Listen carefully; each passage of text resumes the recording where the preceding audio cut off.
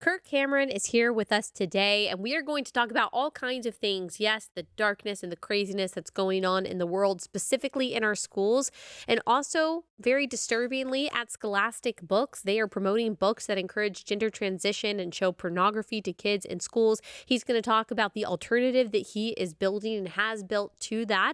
But really, more than anything, Kirk Cameron is here to encourage us today, encourage us as parents, encourage us as Christians. I mean, it's a whole sermon, everything that he says. You are going to leave this episode, and rather than feeling like, oh my gosh, I'm just down about the state of the world, you are going to feel completely on fire. The hope and the optimism that he gives through the power of the gospel and just biblical truths is going to be such a comfort to you. It certainly was for me. You're going to love this conversation so much with Kirk Cameron. This episode is brought to you by our friends at Good Ranchers. Go to goodranchers.com. Use code Allie at checkout. That's goodranchers.com, code Allie.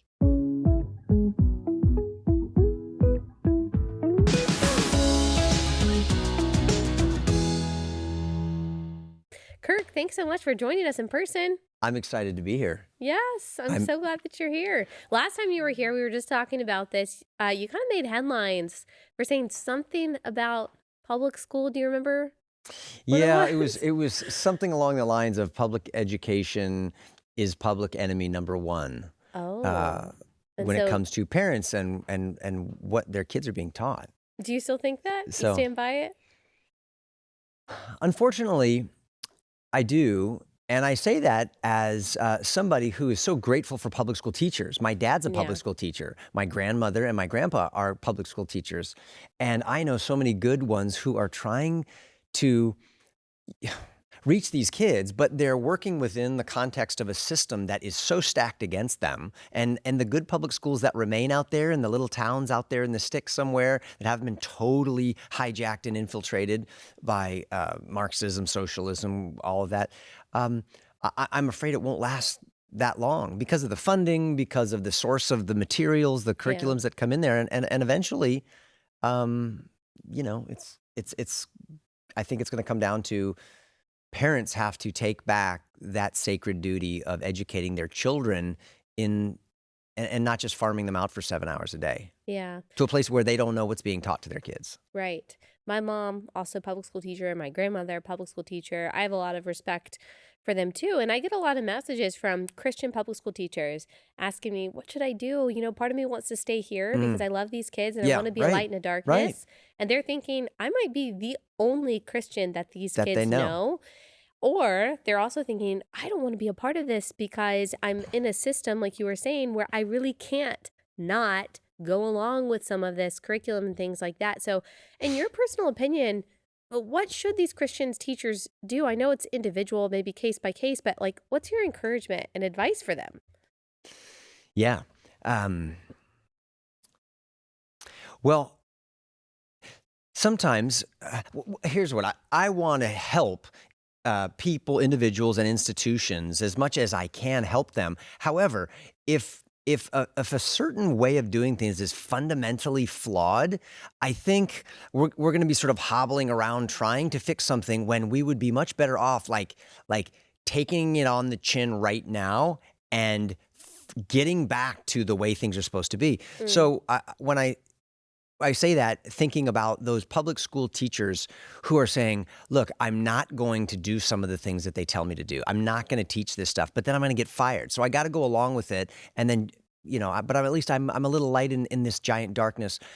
But you know what I found is that when parents have pulled their children out of school and said, we want something better, the home education market is now looking for great teachers hmm. to come out of the public school system and join them and start new schools at churches or community co-ops and other things. And what I'm finding is that those teachers are now finding very fertile ground to teach all the stuff that they want to teach within these networks and home co-ops because the parents and the kids are on board with the same ideas. So Hmm. it's scary to Yeah. leave things you know and you're familiar with, and maybe there's the sure paycheck. But I think at the end of the day, like if we keep going down that road, where will it lead our children? I think we know where it ends.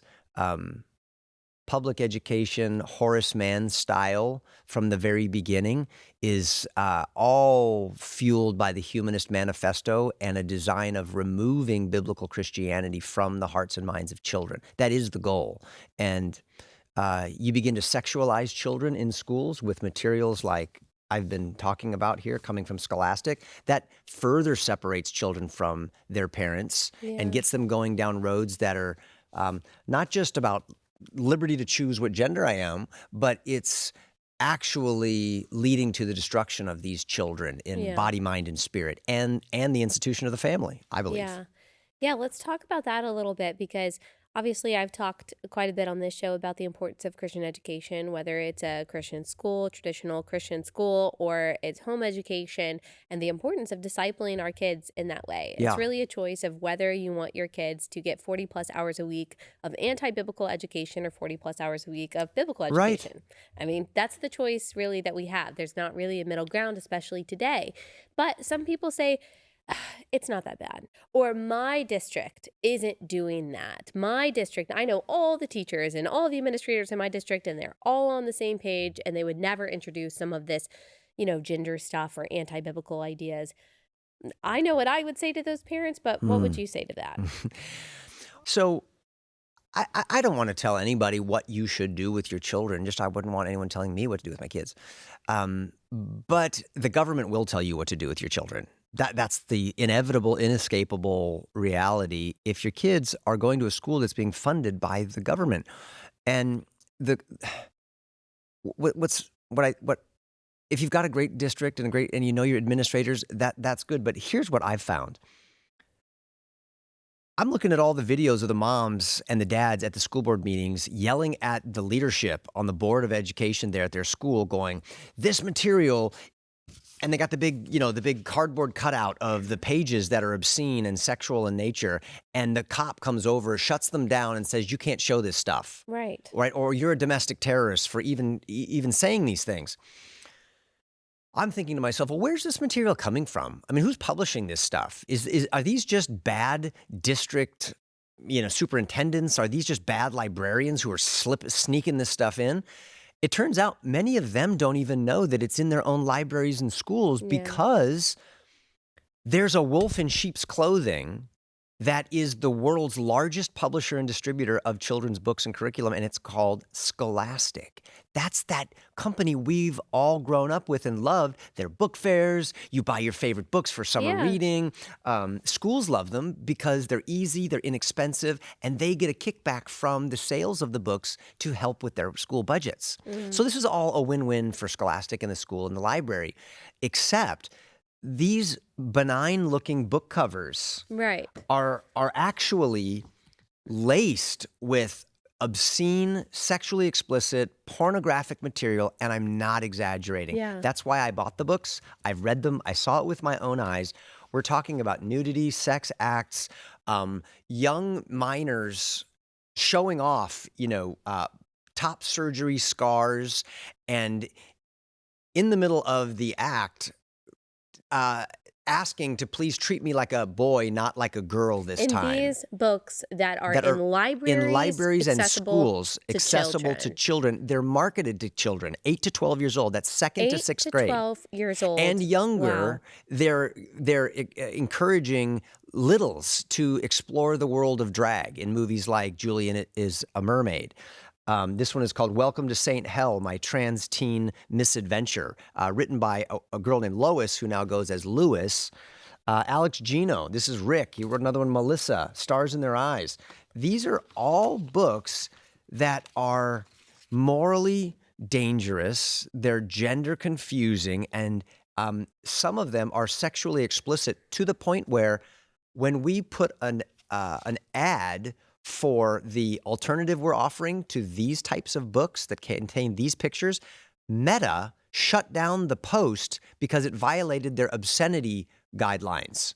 Wow. Now, the conservative Christian company Meta Yeah. No, they're not. And they Yeah. shut it down because it violated their adult standards of Yeah. inappropriate obscenities. And this stuff is being marketed to children. Yes. And just for people who are only listening, you can't see the covers. It's very obvious that this is trying to target children because they're cartoons. They've got the bright colors. I guess they're supposed to look innocent. And if you're a kid who doesn't know what the rainbow stands for or what these things are, Yeah. maybe you would grab it, or maybe it's a little bit different than what your parents would allow you to read, and so you'll grab it and read it, and then those images, those words are stuck in your mind. That's what porn does. That's right. And if there's any question, you can read the reviews of these books, and you'll find that children say, I didn't even know what trans was. Now I am trans because of this book. It's grooming. I mean, what else It's is 100% that? grooming.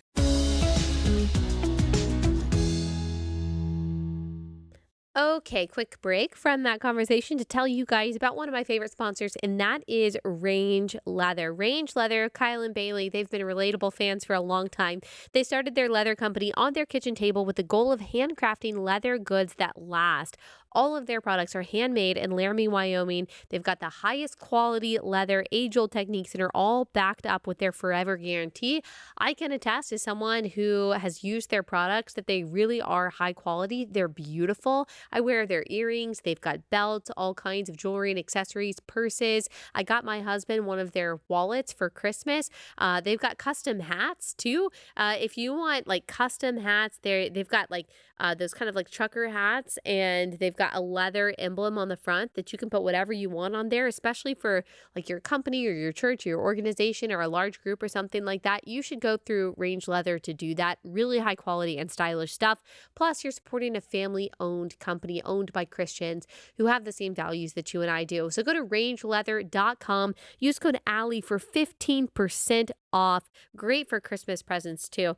Rangeleather.com/Allie. Rangeleather.com/Allie.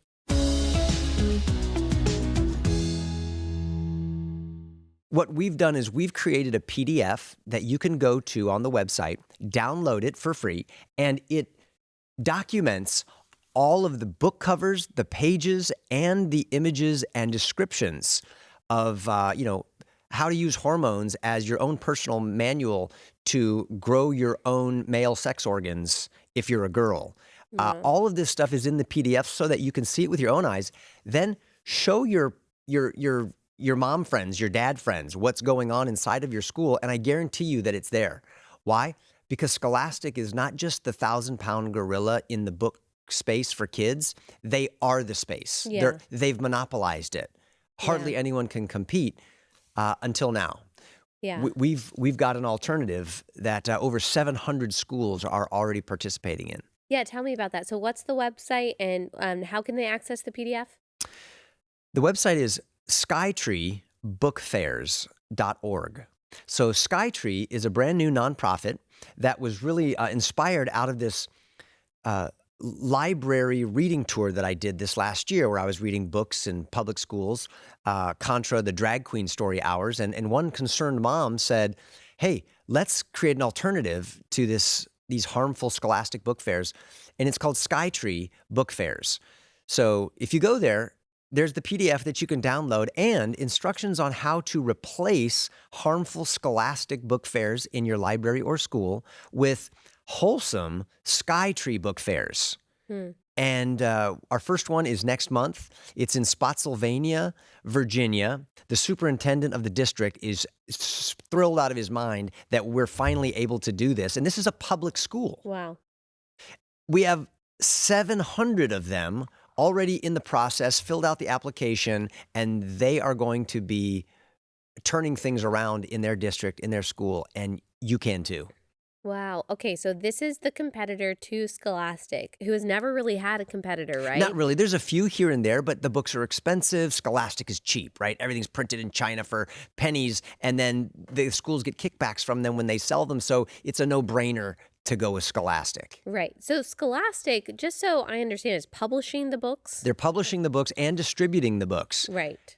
And do we know how Scholastic, maybe this is something that someone can investigate, how Scholastic got to this point. I mean, I'm sure just like everything else in the past 20 years, it's changed a lot. I mean, to Yes. go from, just something that I guess was James innocuous and the and Giant maybe Peach, right. Stuart Little, all these great books. Yeah, to this, to pornography for kids, to encouraging girls to chop off their healthy breasts when they're between 8 to 12 years old. I Yeah, mean, that's evil. it really truly is.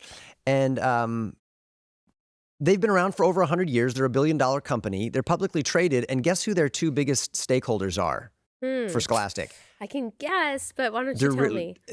Vanguard and BlackRock. Oh, wow. Really? Those little guys? Shocking. So for those who aren't familiar with them, these are massive. They have massive amounts of money and can put massive amounts of pressure on companies like Target, like Bud Light, like Yep. whoever, including Scholastic, to go down this road of wokeness that includes SEG, DEI, all this stuff. And ultimately, what does this end up doing? It's billions of dollars behind separating children from their parents by sexualizing them when they're young. We have federal laws against the distribution of pornographic and obscene material to minors that's punishable by fines and imprisonment. And just because you put that material and label it educational with colors and rainbows and cartoons doesn't make it any less obscene or any less harmful. I'm Right. very concerned about child trafficking. I'm very concerned Totally. about males in girls' bathrooms, showers, and locker rooms. All of that is being normalized by books like this. Yeah. Something that really just disappoints me and discourages me, while there are so many parents and so many Christians that are speaking up about this stuff, and I'm very thankful for it, it's very often the Christians that I get pushback from saying it's not that big of a deal. We don't need to, we don't need to raise a ruckus about this. We just need to be a kind of quiet presence in the public school system. Or they just deny that it's happening and they're afraid that it's unloving to talk about these issues. I mean, that makes me really sad. Yeah, that lights my fire when I hear things like that, and when you say that, because I know the hard work that you're doing. I mean, here you are, Allie Beth Stuckey. You're a mom. You have your priorities straight, and you're taking your time to have these kind of conversations about things that you'd rather not even be talking about. And why? It's because all that it takes for evil to advance is for good people to do nothing. And I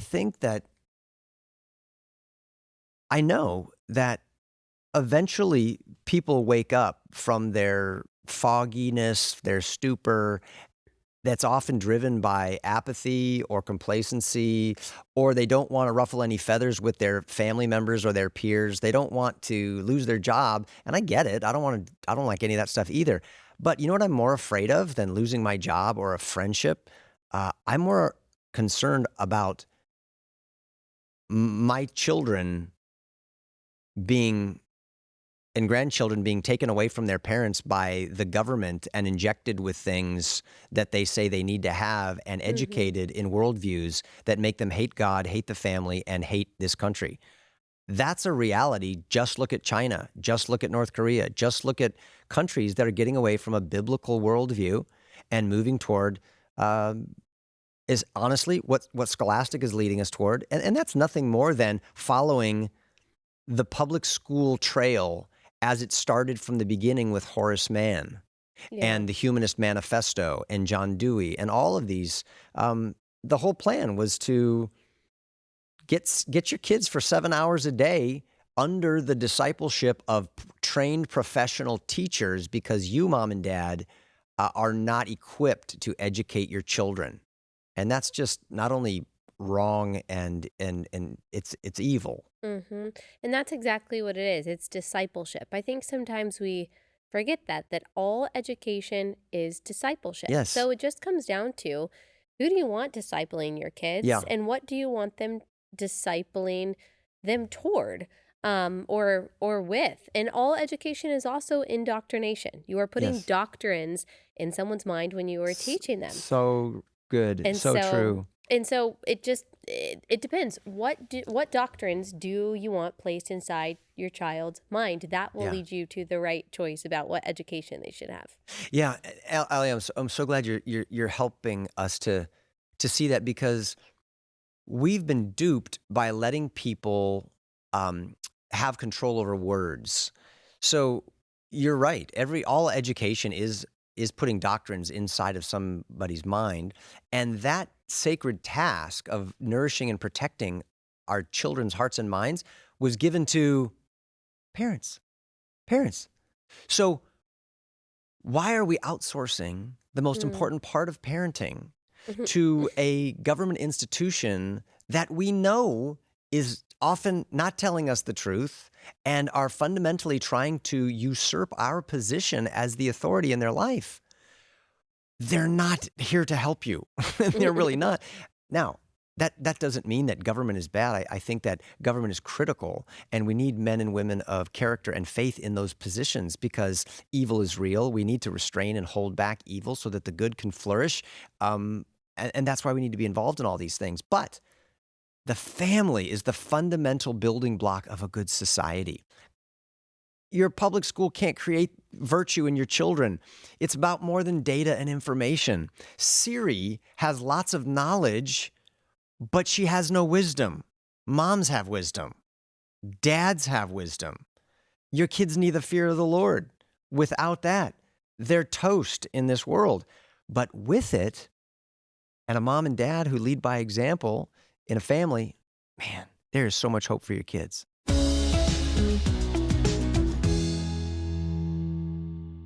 Okay, another break to tell y'all about Good Ranchers. We're eating Good Ranchers every night at my house. I just love the security and the comfort of having a freezer full of high quality American meat. There's really, there's really a lot of comfort in that. When you know that if things hit the fan, at least you have that. At least you have a freezer full of meat and protein that you can feed your family.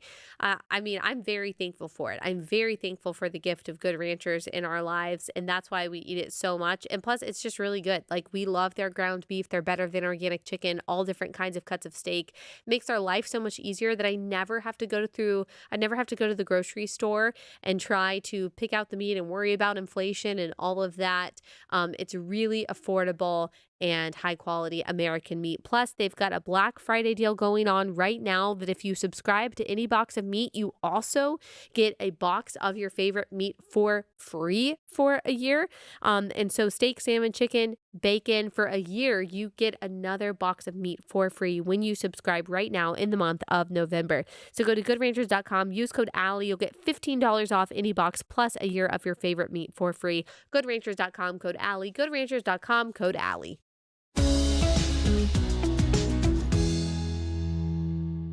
Going back to something that you said about me having these conversations, even though I would rather not be talking about this crazy stuff like what's in those books, but I think that's even truer about you. You've had a very successful acting career, and yet here you are talking about these things. Your kids are grown. You said I think your youngest is 19, and yet you are dedicating your time and your energy and your wisdom into an issue that affects, kids, my kids' age. And so why are you traveling the country fighting against things like Scholastic and Drag Queen Story Hour when, you know what, you didn't have to do that? Because it's important. I don't want to be, the out of shape couch potatoes sitting around just watching Fox News with my head in my hands, crying in my Chick-fil-A soup while the world crumbles, waiting for the rapture. That's just not going to be me. I don't want to rust out in these years that I have on this earth. I want to burn out. I want to go out as a ball of fire. Yeah. And I just recognize more and more that our hope is not in who governs us or the laws that we make as a nation. Our hope is in the power of God working in the hearts of moms and dads and grandparents. And that's what I want to do. There's a quote that I love. There's a couple that I've committed to memory. One is from Middle-earth. May I quote Gandalf the Grey from Lord of the Rings? You can do it. He says this, after great evil has come upon them, he said, other evils there are that shall come. For even Sauron himself is a servant or an emissary. Yet it is not our task to master all the tides of the world, but to do what is in us for the help of those years wherein we have been set, uprooting the evil in the fields we know, so that those who live after us will have clean earth to till. And what weather they shall have is not ours to rule. That puts into perspective and frames for me my task. I can't stop the World Economic Forum from doing what they're doing. Right. I can't stop big food, big pharma, big books like Scholastic. I can't. I'm a guy. I'm one man. But I can do everything in my power while I have breath on this earth for the help of this generation and uproot some evil in the field I know through the media. And I can plant some seeds of goodness and truth and beauty. That's what we're doing right now. That's what you're doing every single day on this podcast. So that those who live after us, that's our kids and grandkids, will have cleaner earth to till and build on. They can build worlds that may only be possible because of us pulling up some rocks of garbage and evil. And they'll be prepared for the weather that God sends their way politically, economically, morally, and spiritually. Why? Because they grew up with moms like you and dads like your husband. And they're reading good books. And they're benefiting from the faithfulness of people who didn't sit on the couch and rust out, but kicked it into gear and said, let's do everything we can. That's so good. I'm going to remember that. I'm going to have to print out that quote and It's a put good, it on it's my a good mirror. quote. It's a great quote. It reminds Whenever me. you see a guy with a long gray beard You and a should wizard stop hat, and listen. And that happens a lot. I run into those wizards a lot. It reminds me, though, of Jeremiah 29. And a lot of people know Jeremiah 29:11, for I know the plans I have for you, plans to prosper you and not to harm you. But really, the whole chapter, I think, is encouraging. Talking to Israel, who was in exile in Babylon at the time. And while they're in exile, God is telling them, seek the welfare of the city that I have placed you in. Have children, build things, Yeah. do good, seek the good of your neighbor. Well, we who are Christians are in exile in this life while we are here on earth, and we are to seek the welfare of the city that we are placed in. We can't control everything, is exactly what you said. I loved that. Can't control everything that happens in the world. And something about social media and the 24-minute news cycle that we're in makes us feel like we have to. So there's some burnout, there's some overwhelm, because we are constantly bombarded with every horrific thing that's happening in the world all at once. And the only one that has the capacity to handle all that is God. The omnipotent one, the omniscient one. He is the only one that can handle knowing everything that's happening and caring about everything that's happening at once. We can't. And so I think remembering our finiteness, remembering that we have a limited capacity, that we were placed on this tiny speck of eternity for a purpose, for a reason, that our birthday was not arbitrary, Come on. and that we can only do the next right thing in any given moment and maximize and beautify the tiny space that we've been placed in. Like, that is really encouraging. And then that the victory is God's. It's already been won. We know that the victory is Christ. So there's a lot of confidence that comes from that reality. Yeah. We're having church, y'all. Yeah, Pass we the are. We're offering trying to plate. encourage one I'm another. ready to get out my. Yes. Isn't that so good, boy? That's like that kind of hope, that kind of optimism about the future, because of the faithfulness and goodness of God, is air in our lungs. We need it in order to breathe. And I'm so glad that you said that.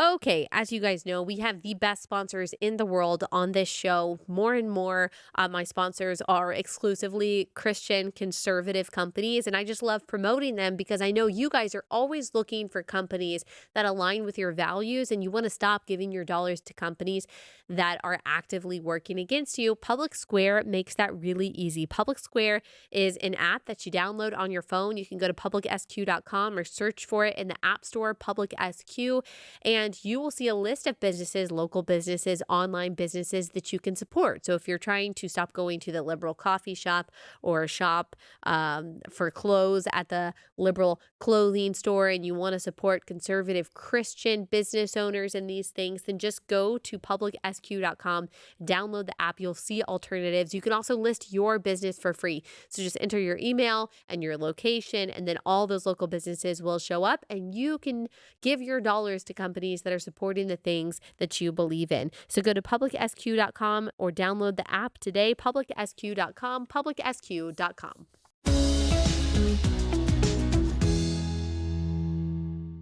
I meet a lot of people, especially in the conservative space. There's all the progressives who think that we're just progressing wonderfully as a culture right now, moving down these paths, which are really not progressing us. They're actually very regressive back to pagan ways before the world was blessed with something called Western civilization and the Bible. Yes. But I know I'm preaching to the choir here with this. No, that's good. But many of the conservatives say, "Oh man, it's getting so bad. This is just the worst thing ever. I can't believe how do we get here?" And I'm thinking, hold on, take a pause and step back and say, "Okay, look, let's just look through the wide-angle lens of history for a second. If you were a Christian conservative person in the Roman Empire, it was 1,000 times worse. They're not feeding us to lions yet or burning us on a stake to illuminate gladiatorial games. This is not being exiled in Babylon. This is not that. It gets far, far worse than that." So what I say is that, and then you have a tiny band of people 2,000 years ago who believed in somebody who was a crucified criminal, and they end up preaching a message that overthrows the most powerful empire in the world, the Roman Empire, and that ends up spreading a message that leads to unbelievable opportunities and liberties educationally, economically, spiritually, morally, the Bible, Western civilization, all of this out of what appeared to be no hope at all. And we've had great awakenings and great revivals throughout the world and even here in America. So what I say is that the only reason this stuff looks so bad, this pornography, obscenity, children being aborted and all that, is because we're not as pagan as we used to be. We're much more heavenized, civilized, Christianized, westernized because of the scriptures, that we consider things like what Scholastic is doing to be offensive and obscene. But go back to the Roman Empire, this is normalcy. This is the way everything was. And how blessed are we to be here right now? And what we're experiencing is the result of our apathy, complacency, unfaithfulness, turning away from God. But I see it not as the perfect storm that's going to destroy us. I see this as a little tiny turbulent whitecap on the edge of a giant tidal wave tsunami of the victory of God and his faithfulness that has been washing over the land for 2,000 years. And it's unstoppable because he doesn't lose. He wins, and the kingdom is growing. And we went from a tiny little band of scared people 2,000 years ago to 3 billion people on the earth who named the name of Christ.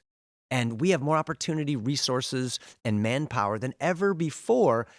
Could it be that we've simply lost our way and our vision, and we just need to get back to first principles and say, "Oh God, open the heavens, revive my heart, bring me back to what really matters, and show me how to do my part where you've placed me." Yes, and amen. That's so good. I was thinking as you were talking about the Christians who were burned at the stake, the Christians who were fed to lions, God used that for the very thing that you're talking about. God uses the persecution and the difficulties and the trials and the martyrdom of Christians to glorify himself and to advance his kingdom. So I think when we see persecution of Christians, which it's not the same as it was 2,000 years ago, but Christians certainly face adversity here today, I think we see that as losing. We see that as us losing our influence and Christianity dying out. But when has that ever been the case? Mm. When Christians were burned at the stake, it wasn't that Christianity then died out. It was actually that people saw the faithfulness of the martyrs and were spurred on to then share the gospel. And when you were speaking, I thought of this quote by Hugh Latimer, I believe it was, and he was a Mm. martyr. I believe it was in the 16th century, and I always think of this quote as he was being burned at the stake with another person who was also a Christian. He said, "Be of good cheer, Master Ridley, and play the man. We shall this day light such a candle in England as I hope, by God's grace, shall never be put out." So even as he is being burned at the stake, he Play the realizes, man. yes, that the flames of his martyrdom, that God is going to fan those flames with the power of his Holy Spirit to then spread the gospel. Same was true of many of the reformers during the Protestant Reformation, that God used their adversity and their persecution to spread the gospel, and he'll still do that today. Yeah, I absolutely, 100%. This is our faith. This is what we know to be true. Um, Here's a really encouraging truth. In history, great awakenings and revivals have always come during times of moral decline, spiritual apathy, economic collapse, and political corruption. I think we're due for another one. Yeah. And they seem to happen about every 50 years. We live in a really exciting time right now. I think that we could be on the cusp of a turning point. What if, Allie, what if instead of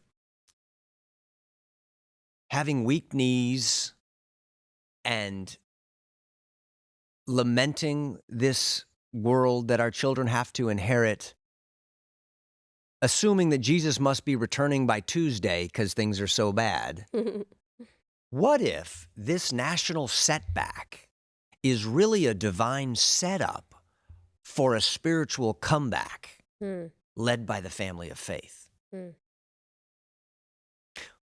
What if this is like it has been in the past, where a couple faithful people start a prayer meeting that catches fire on a college campus and spreads to become a revival that starts the entire missionary movement, and the gospel now gets spread to more places in the world? And not only that, do you know that in Africa and in Asia, in South Korea, they're sending missionaries now back to the United States because they recognize that we're in trouble. We've strayed. So now you have the daughter coming back to save the mother. This is a beautiful thing. Yes, absolutely. Absolutely. And you're right. That's so like the Lord. If you look at really any story throughout scripture, that it seems like God purposely stacks the odds against himself before he comes through. He doesn't have to, for example, tell Israel and Joshua to round the city 7 times before they blow Yeah, the could he have done trumpet it in and 6? the Right, walls fall down. I mean, he didn't have to take Israel through the Red Sea. He didn't have to lead them through the wilderness for 40 years. But it seems like he purposely stacks the odds against himself so that when he shows up and does what he has always been providentially planning to do, Mm, that people can look to that and say, that can only be God. That that's can right. only be God. It's not because we're so good. It's not because we built this wonderful tower that actually reached the heavens. It was only the Lord. He is the only one that could have done this. And so maybe that's what he's doing. Maybe he is stacking the odds against himself so he can come through the way that he always has. And giving us a Red Sea moment, Hmm. backed up against the wall, armies in front of us, no way out, so he can part the sea again. And it's so good. I'm so glad God does that, because you're right. Mary didn't have to be a virgin and conceive the Messiah, humanly speaking, right? But that's the way God chose to do Right, it, right. which So true. forces us to say, God is in this. This is a miracle. This Yeah. can't happen apart from him Right. doing it this way. And I think that's so important, because our tendency, and I know this is my tendency, is to think man, I got this. I can do this. I'm Yeah. smart enough. I'm talented enough. I've got enough connections. I can make this happen. And Mm. pride is the very thing that cuts us off from knowing God, enjoying God, valuing God, and living the life that He created us to live. And so He creates scenarios that, like you say, you phrased it. He stacks the odds against Himself. Um, and what I see Him doing is He actually lets our prideful preferences play themselves out Mm. against ourselves. Mm.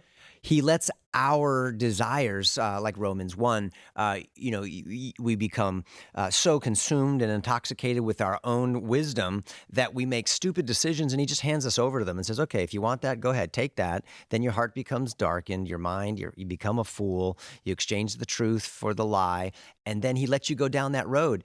And then all the odds are stacked against us. They're stacked against Him. Everything looks like it's not going to work.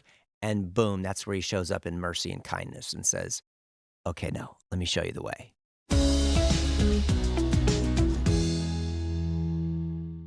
Last sponsor for the day is Patriot Mobile. Patriot Mobile is America's only Christian conservative wireless provider, the only one. And they have absolutely awesome nationwide coverage, giving you the ability to access all three major networks, which means you get the same coverage you've been accustomed to without funding left-wing value. So when you switch to Patriot Mobile, you support things like free speech, the sanctity of life, the Second Amendment, plus their 100% US-based customer service team makes switching really easy. You can get free activation when you use the offer code Allie. Go to patriotmobile.com/Allie, use code Allie, or call 972-PATRIOT, patriotmobile.com/Allie, patriotmobile.com/Allie.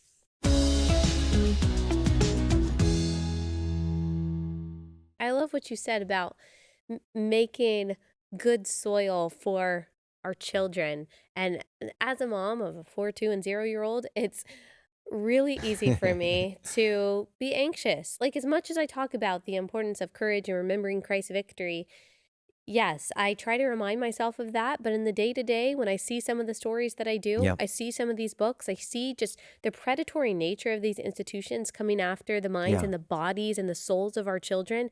I mean, it scares me. yeah. It really scares me and it makes me anxious, but I try to remember. I try to remember that really, like, I have a choice. I can either try to create children who will hide from dragons or create children or raise children that will slay dragons.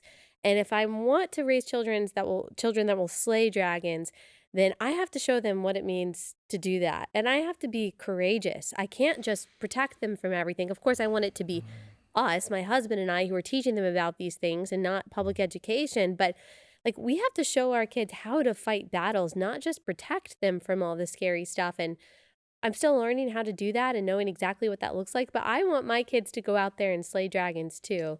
And I think Christians have done that throughout history. Allie, I have a question for you. I've got 6 kids, and one of my children says, "Dad, I get concerned about you sometimes because you're so focused on what's happening in Washington D.C. or what's happening, in Europe or in the Middle East, and you're talking about the Constitution, you're talking about the Bible, and you've got these big, macro, things going on inside of your head. Um, are you taking time to like savor the sunshine and just be present with your kids and with mom?" Right? And I go, "Oh, I know you're right. You're right." Because I mean, that's why I'm fighting, because I want to protect this. But then sometimes I lose sight of the micro, the right here, the right now. How do you do that as a mom? Because you are a warrior. You're one of the ones who are out there doing this. But I know what your heart is really like. You struggle, I think, between wanting to save the world and savor the world, Hmm. and that can make planning the day very difficult. Yeah. How do you balance those things? How do you frame those two different things? Yeah. I think the answer that I give when people ask me, how are you not just like depressed and anxious all the time because of the things that we talk about, the things that we have to look at to talk about the things that we talk about. And it can be very tempting to kind of just wade in the sadness and hopelessness as we discussed. And I think it is my family and just the very normalness, if I can say that, of our life, of our church life, of our friends, of our day to day that keeps me sane. Now, obviously, I don't do that perfectly. It's really easy to kind of doom scroll and to get sucked into whatever story that you're reading about and completely ignore what's happening around you. So I have to try really hard with the help of my husband, with the help of my parents, as we talked about, they live close by, to savor just the normal, the everyday. As you know, with 6 kids, you were talking about how your kids are grown. It goes by so fast, just like that. And I don't want to look back in 10 years and say, wow, I didn't savor those moments enough because I was so worried about things outside of my control. At the same Yeah. time, I do have to care about those things because those things affect people. I do have to care somewhat about, or I have to care about what's going on in some places in the world, like Israel and things like that. But I think it's doing exactly what you said, focusing on doing the next right thing with what God has given you. Mm. I'm not going to save the world. You're not going to save the world. That's not our job. Therefore, I don't have to know everything that's going on in the world Yeah. at once. And it helps that my skill set is very, very limited. My talent is very limited. So really the only thing I can do is talk. So I really, that's the only skill, the only talent that I have. So thankfully I can just do that in the morning and the podcast, and then I can just go home and do all of the other things that I'm called to do. So I think it's that, but I hope it doesn't sound like I think that I do that perfectly. There are seasons that we do that better than others. Yeah. I've never heard anyone accuse you of being arrogant or overstating your talents. If anything, you're understating all of it, and we all know it. I think you're right. Another metaphor that the Bible even gives us, Paul talks about we're all members of one body, and some of us think like, oh, I wish I could talk like Allie Beth Stuckey, or I wish I could, you know. Play football like Tim Tebow, or I wish I could make movies like whatever. But you know what? It's like, well, wait a minute. What if the hand said, I wish I could be the foot, or what if the foot's like, I wish I could be the ear? No. We need all the different parts, and the mind is what controls them all and coordinates them. If you asked me, or let me ask you, whoever's listening to this, do you know how to convert your carbohydrates into glucose? Do you know how to make sure that when you have a baby, that the spleen is working properly and that oxygen is properly getting into the blood through the lungs? You don't have a clue. But there is a God who designed all of these things, and you have a mind that's able to make all the different members of your body work together miraculously. I think that same God can take someone who has the gift of speaking, someone who has the gift of tackling people, and someone who has a gift of making movies, and having us all work together as his body to accomplish what he wants to accomplish. And I think that is among other things, the amplification and reproduction of truth and goodness and beauty. I think we are his conduits from heaven to earth, and he knows what he's doing. It's just, we have to submit to the mind. The pancreas can't go, I got this.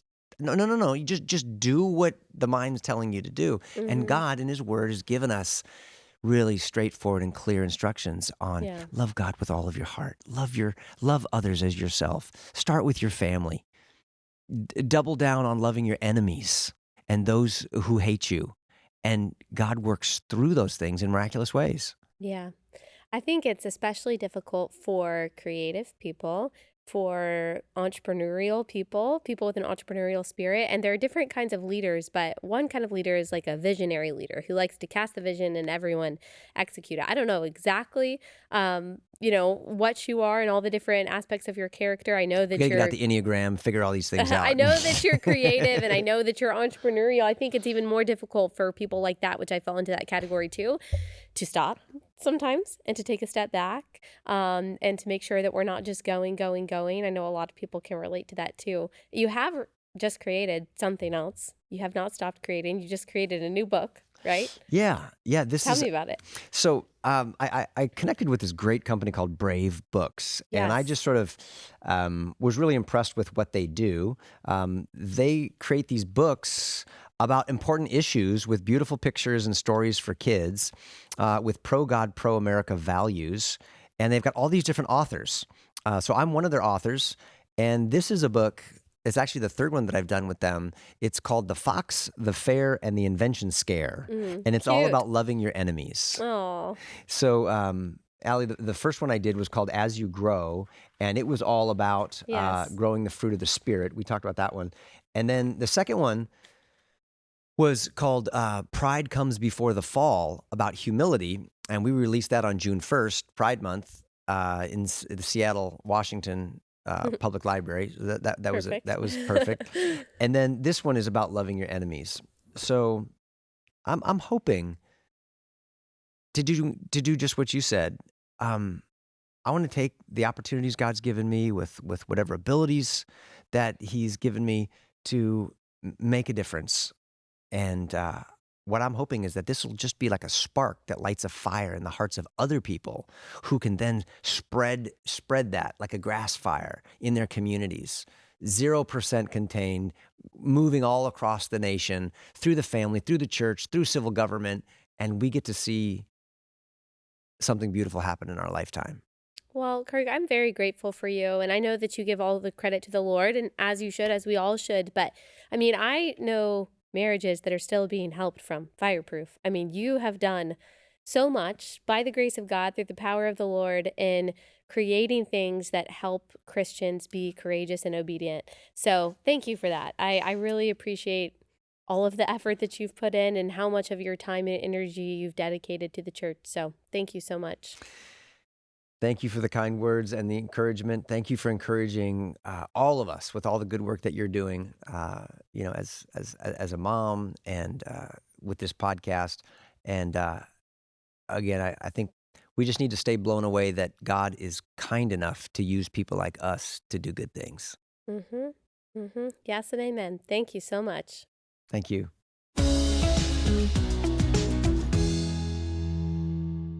Okay, guys, I told you that you were going to love that conversation. If you want more encouragement, then you need to go out and see The Blind. So, The Blind is the true story of the Robertson family. If you don't already know the testimony of Phil Robertson, it's so amazing how he went from what he was and living the life that he was living to who he is today, a man who shares the gospel daily and unapologetically, who loves scripture and shares that love of scripture with so many people on a daily basis. You've got to go watch The Blind. You will just be so encouraged. You can buy it today by going to blazetv.com/theblind. You can buy it for $19.99. Really good deal. blazetv.com/theblind. blazetv.com/theblind.